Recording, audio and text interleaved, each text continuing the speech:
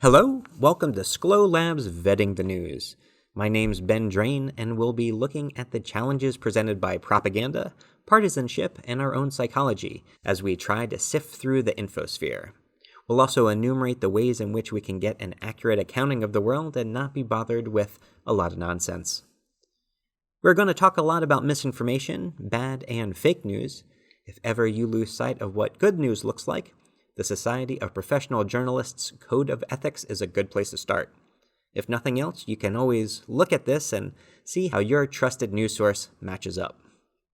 Seniors are particularly vulnerable to misinformation campaigns, not because they are unsavvy to politics. They test quite well in real-world knowledge. However, since the news is now mostly disseminated through online sources, seniors can struggle with these formats. Seniors are also specifically targeted by bad actors. This is because, as a group, they are more likely to have disposable income and are more likely to be politically active. So, bad faith partisanship calls for action will have a larger real-world impact when focusing on the elderly. In a bit, we'll go over some resources particularly geared towards helping the elderly, but also, let's not fool ourselves. Everyone is at risk at being led astray. So let's take a look at the challenges that we all face. There are many, including news being produced in a for-profit system that runs on outrage, technology that heightens our echo chamber, propaganda from state or partisan actors, tribalism in American society, and human psychology.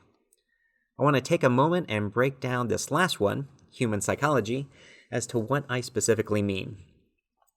All people that ever were and that ever will be are affected by the following. The first is homophily, which is the tendency for folks to group together with others that they perceive as similar to themselves. The next is confirmation bias, which is the tendency for people to seek out and emphasize information that reaffirms their views and avoid or de-emphasize information that contradicts their views.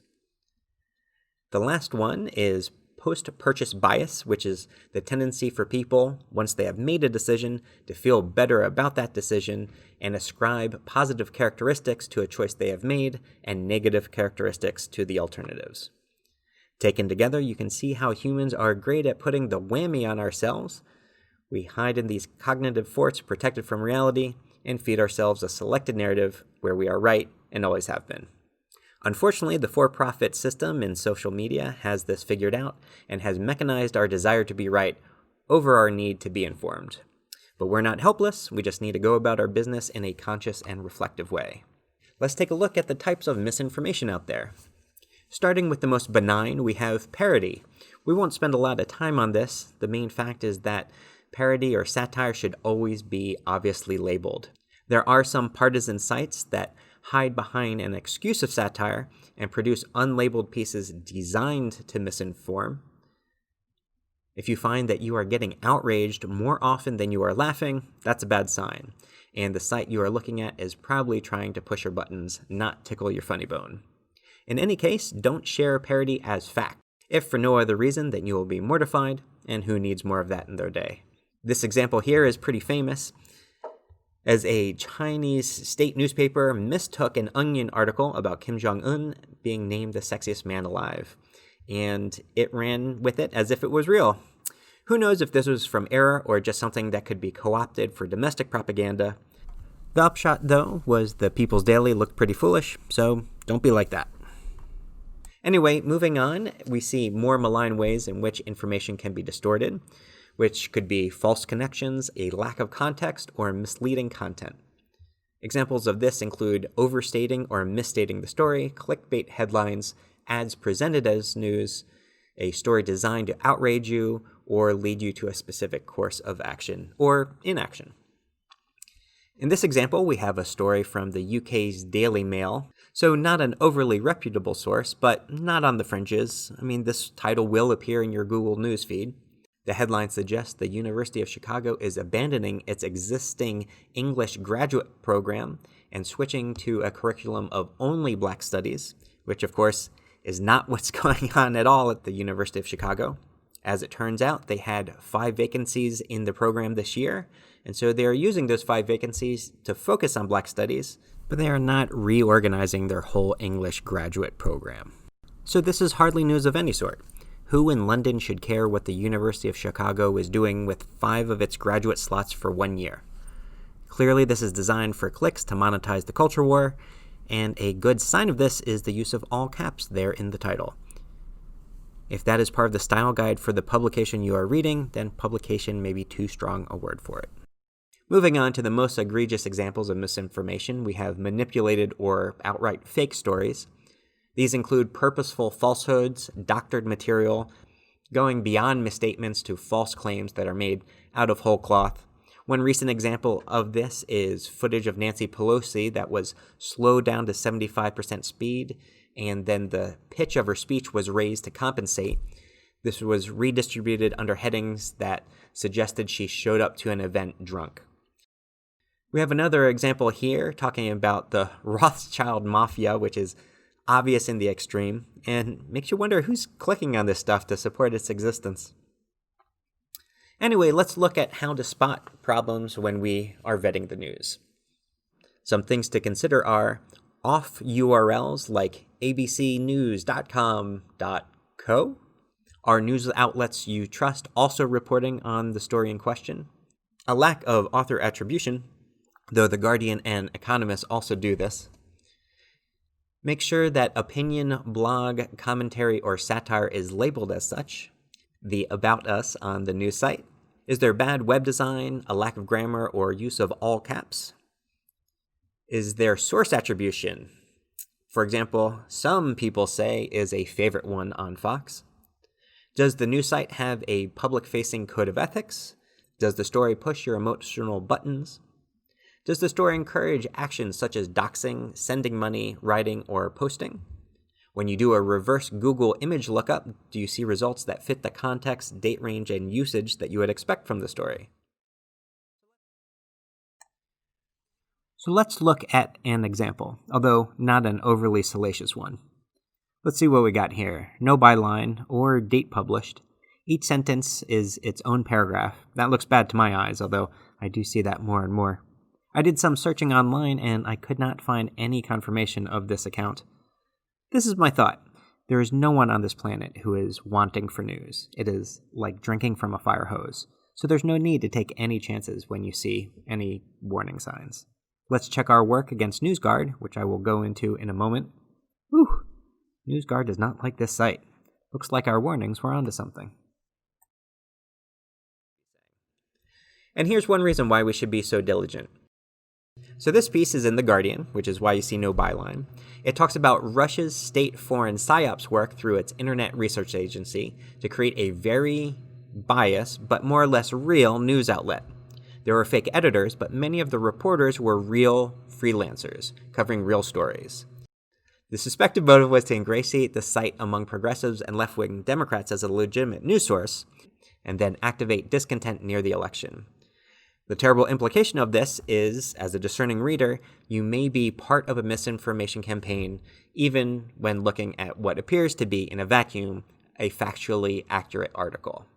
So, faced with this threat, let's improve our toolbox and check out some resources.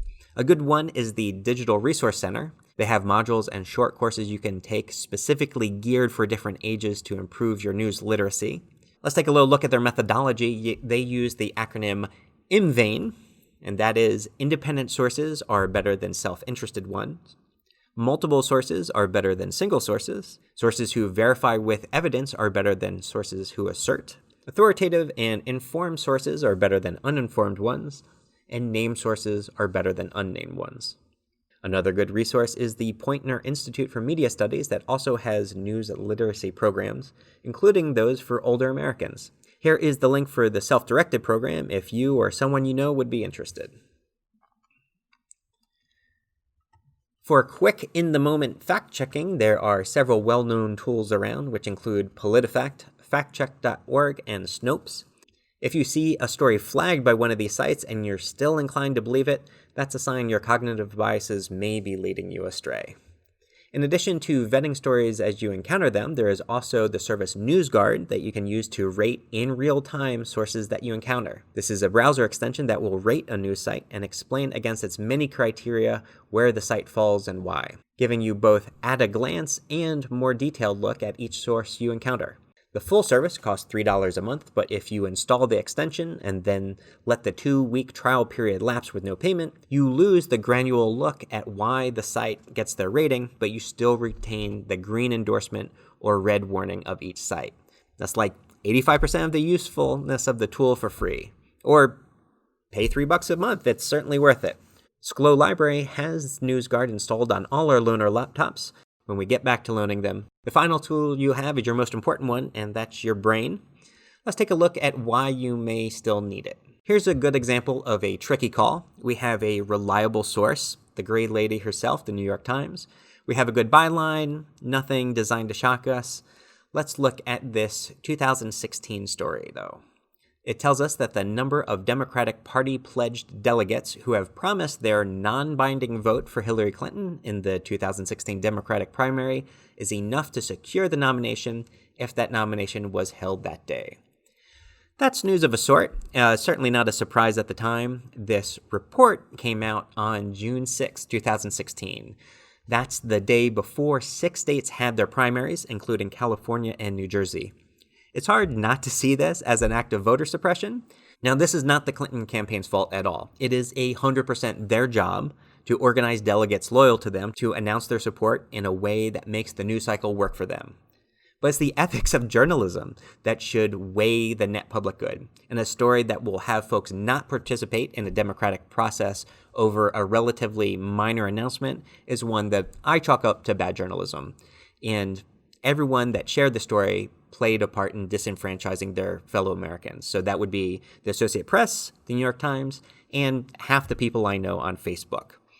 So this particular piece goes on to mention the upcoming primary, so some due diligence there. But we need look no further than the opening 3 words. Hillary Clinton became, past tense, it's a done deal, even though the DNC convention that year wasn't for nearly 2 months. So the moral of the story is no matter the tools or process you use, you always have to keep your brain on. I want to talk a moment about the social side of how we consume news and all the ways that we are likely to fall into an echo chamber. So we will associate with people who think similarly to us, both in real life and online. We will all collectively select stories that reaffirm what we think and dismiss articles that challenge how we see the world.